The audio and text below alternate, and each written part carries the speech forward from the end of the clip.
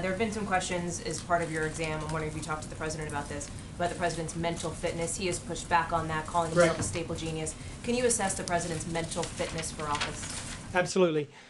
So many of you may have picked up on the fact that we did do a cognitive assessment as part of the exam. And initially, I had no intention of including a cognitive assessment in this exam because, to be honest with you, per all the guidelines that are out there, it's not indicated at this time.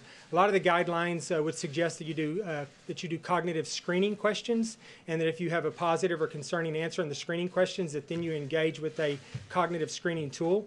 So I had no intentions whatsoever of doing that, like I said, because I didn't feel it was clinically indicated.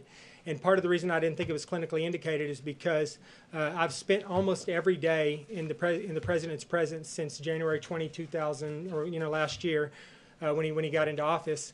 And I've seen him every day. I see him one, two, sometimes 3 times a day because of the location of my office. We have conversations about many things. Most don't revolve around medical issues at all. But I've got to know him pretty well. And I had absolutely no concerns about his cognitive ability or his neurological function. So I was not going to do a cognitive exam. I had no intention of doing one. The reason that we did the cognitive assessment is plain and simple because the president asked me to do it. He came to me and he said, is there something we can do, a test or some type of screen that we can do to assess my, my cognitive ability? And so I looked into it, and once again, and my initial question was that I didn't think it was indicated and I didn't think we should do it. After looking at some of the guidelines, there are a few guidelines out there that lean in the direction of potentially doing it. The Medicare guidelines and some of the NIH, National Institute of Aging, they've indicated that it might be a good thing to start doing for most patients in the future. With that in mind, I went through and I looked at a variety of the cognitive assessments that were available. Most of them were very simple, very short, and I think that's the goal actually for primary care providers in doing this, is to keep it simple, keep it short.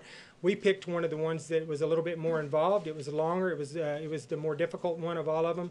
It took significantly longer to complete, but the president did exceedingly well on it. So that was not driven at all by any clinical concerns I have. It was driven by the president's wishes, and he did well on it. So to follow up, the president's personal doctor memorably said during the campaign that he would be the healthiest individual ever elected to the presidency. Do you agree with that assessment?